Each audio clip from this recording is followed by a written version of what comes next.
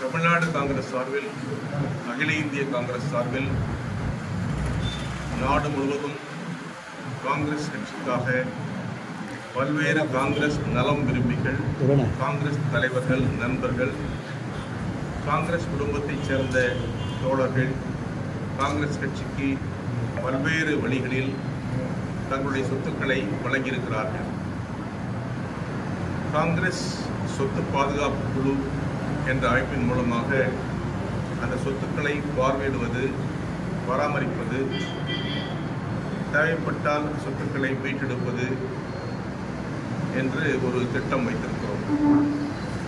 தலைவர் ராகுல் காந்தி அவர்களும், தலைவர் கார்கே அவர்களும், தமிழ்நாடு காங்கிரஸ் செல்லுப்பள்ளி அவர்களும் இதற்கு முழு உறுதுணையாக இருந்து எங்களோடு இணைந்து பணியாற்றுகிறார்.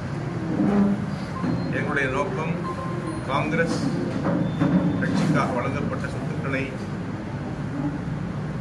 சிறப்பான முறையில் பணியாற்றுவதற்கு மாவட்ட காங்கிரஸ் தலைவர்கள், காங்கிரஸ் கட்சி நண்பர்கள் எல்லா மாவட்டங்களிலும் சிறப்பாக அதை பராமரித்து வருவதை பார்க்கிறோம்.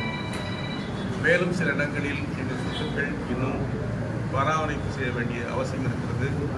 அதை திருத்தி அமைக்க வேண்டிய அவசியம் இருக்கிறது. புதிதாக கட்டடங்கள் கட்ட வேண்டிய அமைப்பு இருக்கிறது. இந்த இடங்களில் எல்லாம் உள்ள சொத்துக்களை காங்கிரஸ் கட்சி வளர்ச்சிக்காகவும், காங்கிரஸ் அதை சிறப்பான நிறைவேற்றுவதற்காகவும் முயற்சி எடுத்து வருகிறோம்.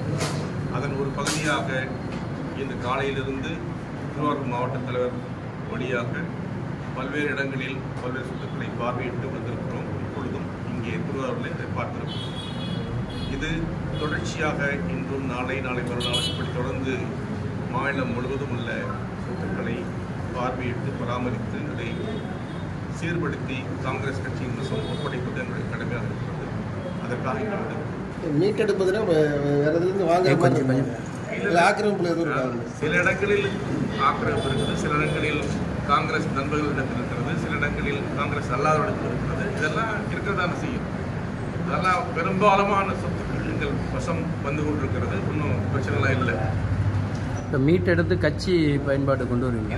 எல்லா இடங்களிலும் கட்சி அலுவலகம் கட்டுவது, கட்சி வளர்ச்சிக்காக அதை பயன்படுத்துவது, அதை சில தேவையான கட்சி அளவுக்கு தேவை போக மிச்ச இடங்கள்லாம் வாடகை விடுவது, வருமானம் பார்ப்பது, அது மூலம் கட்சிக்கு வளர்ச்சி அதை பயன்படுத்துவது தான் திட்டம். பாமக நிறுவன தலைவரை செல்வ பெருந்தகை பார்த்துருக்காங்க உங்கள் தலைவர், அதை எப்படி பார்க்குறீங்க? அது அவசியம் நினைக்கிறீங்களா? ஒரு அரசியல் கட்சி தலைவர் இன்னொரு அரசியலுக்கு பார்வையிட்டு பார்க்கறது ஒரு சாதாரண விஷயம். அவர் பாண்டிச்சேரியிலேருந்து சென்னை போகிற வழியில் பார்த்தாரு. அது ஒரு பெரிய விஷயமா இல்லையே. நட்பு ரீதியாக பார்க்கறது எந்த தவறும் இல்லை. இந்த காங்கிரஸ் கூட்டணியிலேருந்து ஆம் ஆத்மி விலகி பீகாரில் சேர்ந்து சந்திப்பு சொல்லியிருக்காங்க. அதை எப்படி பார்க்குறீங்க? இந்தியா கூட்டணியில் ஏற்கனவே விலகிட்டு இருக்குது. இந்த மாதிரி ஒரு அறிவிப்பு வந்திருக்கு. இந்தியா கூட்டணி என்பது காங்கிரஸ் தலைமையில் சிறப்பாக செயல்பட்டு வருகிறது.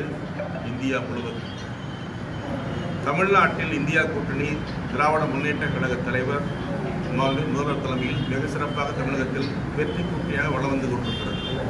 இதே போல பல மாநிலங்களிலும் நாங்கள் செயல்பட்டு வருகிறோம். இந்தியாவும் செயல்பட்டு வருகிறோம். சில நேரங்களில் சில கட்சிகள் பிரிந்து போகலாம். அது பல்வேறு காரணங்கள் இருக்கலாம். அது வேறு விஷயம். அதனாலே இந்தியா கூட்டணி வலிமை இழந்து விட்டதாக யாரும் கருத வேண்டாம். தலைவர் ராகுல் காந்தி தலைமையை ஏற்று அனைத்து எதிர்க்கட்சிகளும் ஒருவரில் இருக்கிறார்கள். நாடாளுமன்றத்தில் இருக்கிறார்கள், மக்கள் மன்றத்தில் இருக்கிறார்கள். ஆகவே தலைவர் ராகுல் காந்தி தலைமையில் இந்த வெற்றி கூட்டணியாக அது மாறும், விரைவில் மாறும். இந்தியாவுடைய அடுத்த பிரதமராக தலைவர் ராகுல் காந்தி விரைவில் வருவார்கள்.